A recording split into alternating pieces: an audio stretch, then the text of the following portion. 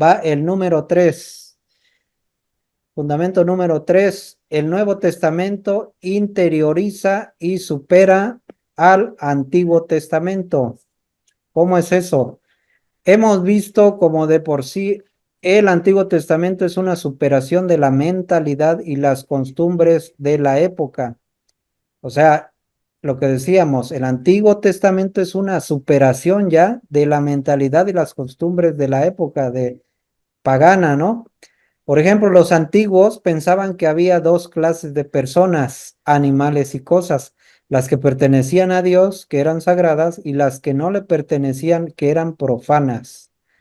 Las primeras eran consideradas puras o santas, las otras consideradas impuras, es decir, que llevaban alguna mancha, algún pecado en el sentido de que no podían servir para el culto. Y el Antiguo Testamento, es decir, la ley tomó esta manera de pensar, ¿sí? La consagración de los sacerdotes que está en Levíticos 8, Levítico 11, distinción entre animales puros e impuros, ¿sí? Esto ya lo vimos en los pactos que nos expuso Diego, los pecados por ignorancia y etcétera. Y el Antiguo Testamento trató de profundizar el concepto de pecado, aclarando que no se trata de algo puramente casual o relacionado con el culto, como lo dice Isaías 1:16. Con el Nuevo Testamento se aclara definitivamente que lo que hace impuro al hombre no es nada exterior, sino lo que sale del corazón del hombre. Marcos 7 del 1 al 23. Vamos a leerla porque vale mucho la pena que la recordemos.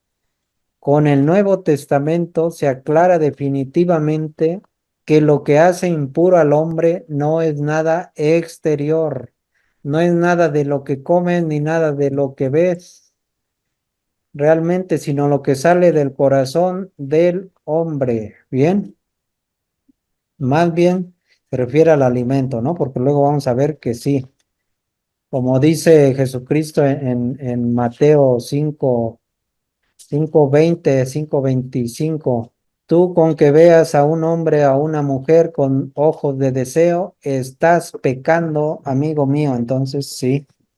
Pero bueno, vamos ahorita con lo de los alimentos. Adelante, Isabel. Los fariseos se juntaron en torno a Jesús y con ellos había algunos maestros de la ley llegados de Jerusalén.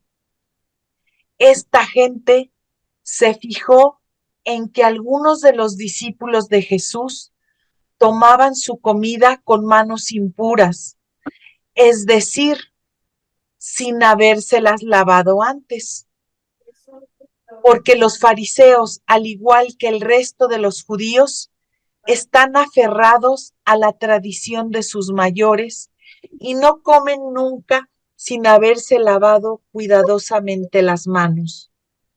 Tampoco comen nada al volver del mercado sin antes cumplir con estas purificaciones. Y son muchas las tradiciones que deben observar, como la purificación de vasos, jarras y bandejas. Por eso, los fariseos y maestros de la ley le preguntaron: ¿por qué tus discípulos no respetan la tradición de los ancianos, sino que comen con manos impuras? Jesús les contestó: qué bien salvan ustedes las apariencias.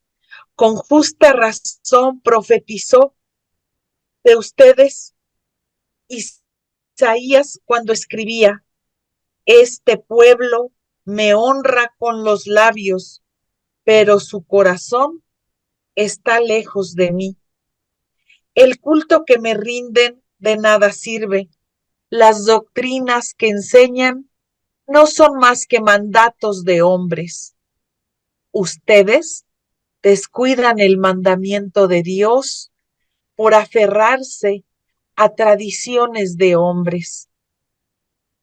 Y Jesús añadió: ustedes dejan tranquilamente a un lado el mandato de Dios para imponer su propia tradición.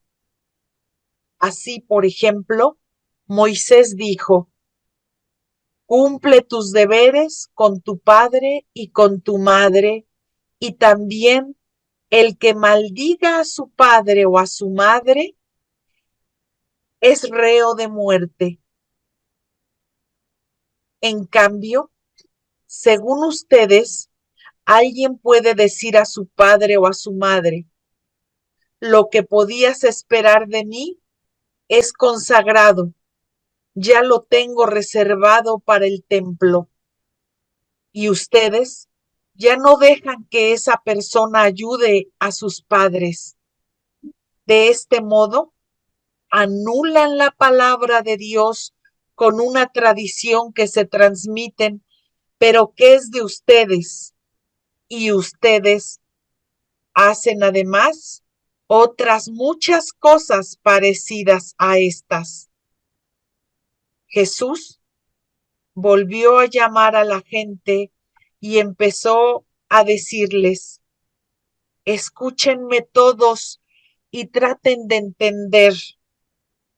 Ninguna cosa que de fuera entra en la persona puede hacerla impura.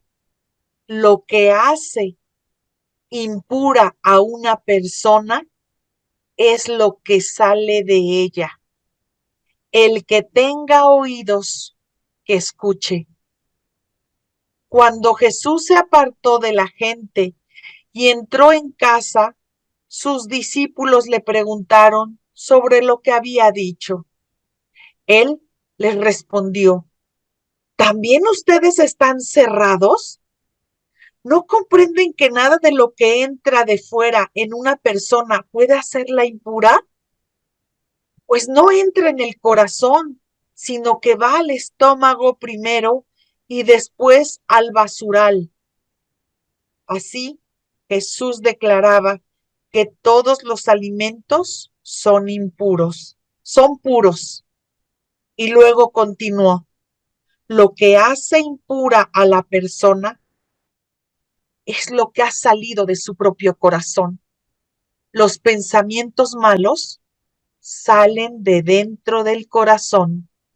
De ahí proceden la inmortalidad sexual, Inmoral. robos, asesinatos, infidelidad matrimonial, codicia, maldad, vida viciosa, envidia, injuria, orgullo y falta de sentido moral. Todas estas maldades salen de dentro y hacen impura a la persona. Ahí está. Palabra de Dios. Te alabamos, Señor. Vamos a Ahí está entonces lo mismo por lo que se refiere a la ver. sexualidad. Muchos pueblos primitivos ya rodeaban de respeto todo lo relacionado con el origen de la vida y el Antiguo Testamento, mediante ciertos ritos de purificación, indica el sentido sagrado de todo lo que se refiere al sexo, ¿no? Como en Levítico. En Levítico se puede encontrar. Con el Nuevo Testamento todo esto se interioriza al afirmar nuestra dignidad como hijos de Dios y presentar nuestro cuerpo como templo del Espíritu Santo. Y ya no se trata de ritos de purificación, sino de luchar por tener una vida santa, evitando toda inmoralidad sexual. Efesios 5:3. Vamos a leerlo, por favor. Efesios 5:3. Y ya que son santos, no se hable de inmoralidad sexual, ni de codicia o de cualquier cosa fea, ni siquiera se las nombre entre ustedes. Lo mismo se diga de las palabras vergonzosas, de los disparates y tonterías. Nada de todo eso les conviene, sino más bien dar gracias a Dios. Bien, ya no podemos comportarnos de esa manera. Dice, el amor entre los esposos encuentra en el amor entre Cristo y su iglesia, su modelo perfecto. Efesios 5:21-33, también vamos a leerlo, está buenísimo. Efesios 5:21-33. el amor entre los esposos se encuentra en el amor entre Cristo y su iglesia, su modelo perfecto.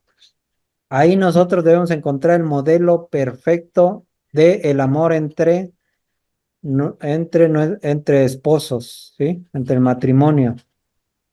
Cómo Cristo y su iglesia se aman. Efesios 5:21.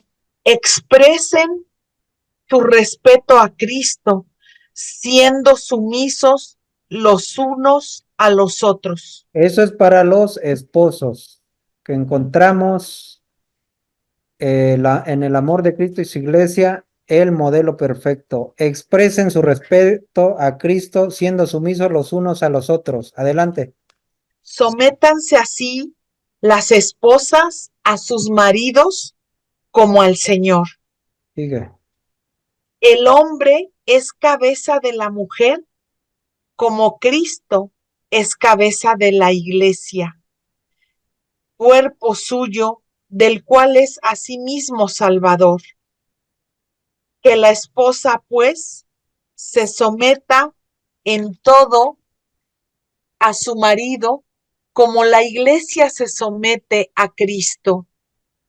Maridos, amen a sus esposas como Cristo amó a la iglesia y se entregó a sí mismo por ella, y después de bañarla en el agua y la palabra para purificarla, la hizo santa, pues quería darse a sí mismo una iglesia radiante, sin mancha ni arruga ni nada parecido, sino santa e inmaculada.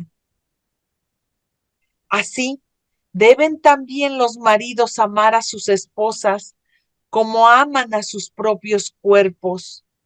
Amar a la esposa es amarse a sí mismo, y nadie aborrece su cuerpo, al contrario, lo alimenta y lo cuida. Y eso es justamente lo que Cristo hace por la iglesia, pues nosotros somos parte de su cuerpo. La escritura dice, por eso dejará el hombre a su padre y a su madre para unirse con su esposa, y los dos formarán un solo ser. Es este un misterio muy grande, pues lo refiero a Cristo y a la iglesia. En cuanto a ustedes, cada uno ame a su esposa como a sí mismo, y la mujer a su vez respete a su marido. Ahí está el modelo perfecto que debemos de seguir. Acatar cada uno el rol que le toca al esposo y a la esposa.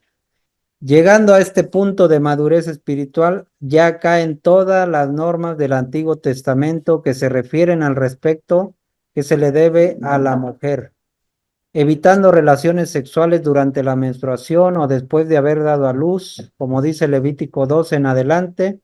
Ahora el cristiano maduro no necesita normas específicas para solucionar estos problemas.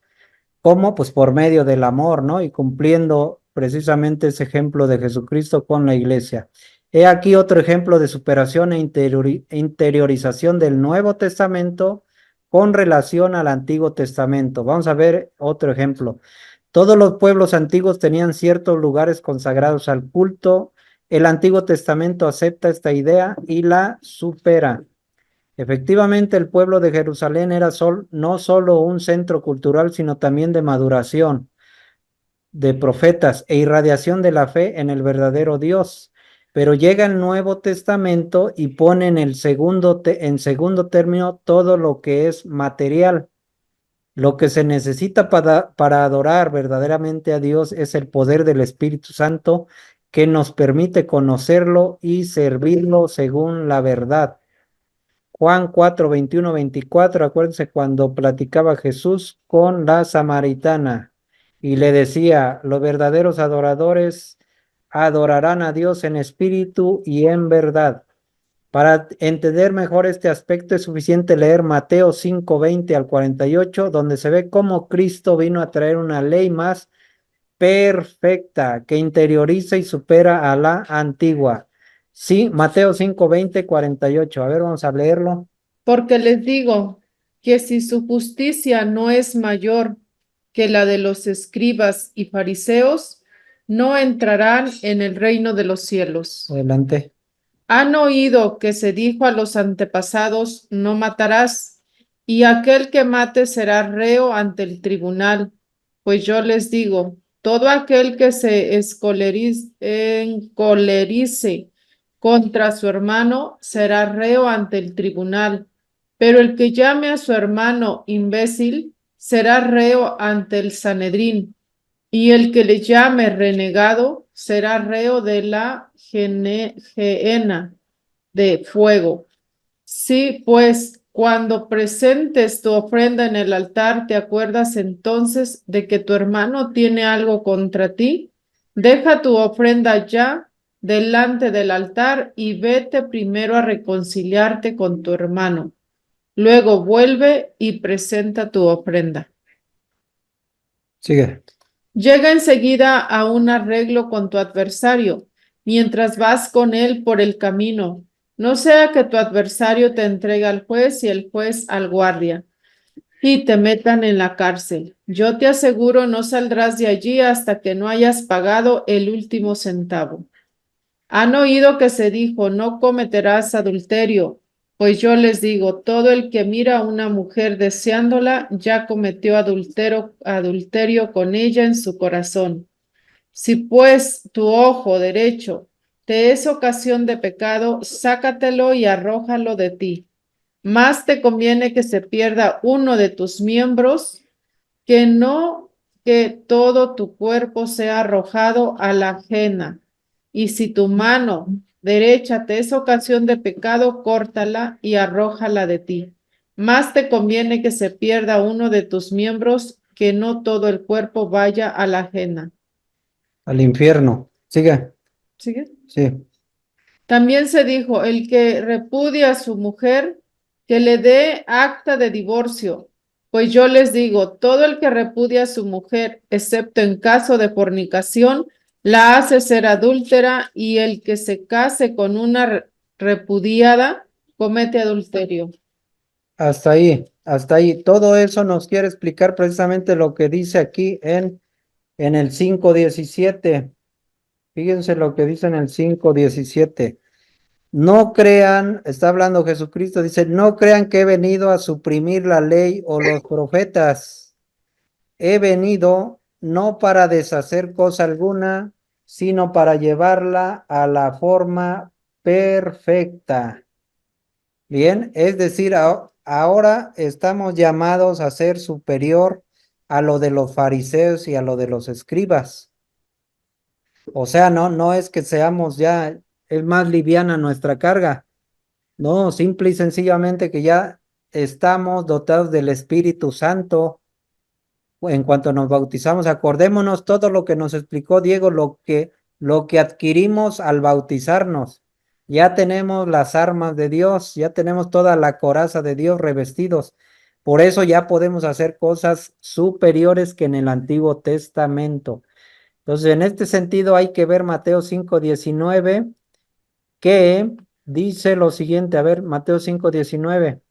Parece aceptar todo el Antiguo Testamento. Sin embargo, sí hay que aceptarlo, como estamos diciendo, pero visto a la luz del Nuevo Testamento, interiorizado y perfeccionado y aplicado tal como nos lo vino a explicar nuestro Señor Jesucristo, porque lo anterior eran sombras nada más, ¿verdad? Sombras nada más de lo que iba a venir ahora. Entonces, a ver, 5:19, ¿qué dice? Por tanto, el que traspase uno de estos mandamientos más pequeños y así los enseña a los hombres, será el más pequeño en el reino de los cielos. En cambio, el que los observe y los enseñe, ese será grande en el reino de los cielos. Así es, hay que aceptarlo, pero visto a la luz del Nuevo Testamento, interiorizado y perfeccionado.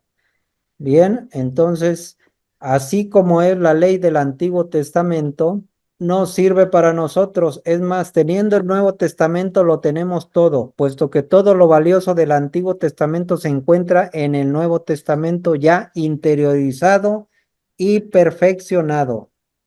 Es distinta nuestra situación a la que vivieron antes de Cristo o durante el tiempo en que vivió Jesús. Entonces existía solamente el Antiguo Testamento, por eso Jesús les enseñaba a vivirlo de una forma nueva, que corresponde al Nuevo Testamento. Aquí está la clave. El Antiguo Testamento Jesús les enseñó a vivirlo de una forma nueva y nos los dejaron por escrito ya nuestros apóstoles para que nosotros entendiéramos cuál es esa nueva forma de vivir del Antiguo Testamento, ahora más clara. Bien.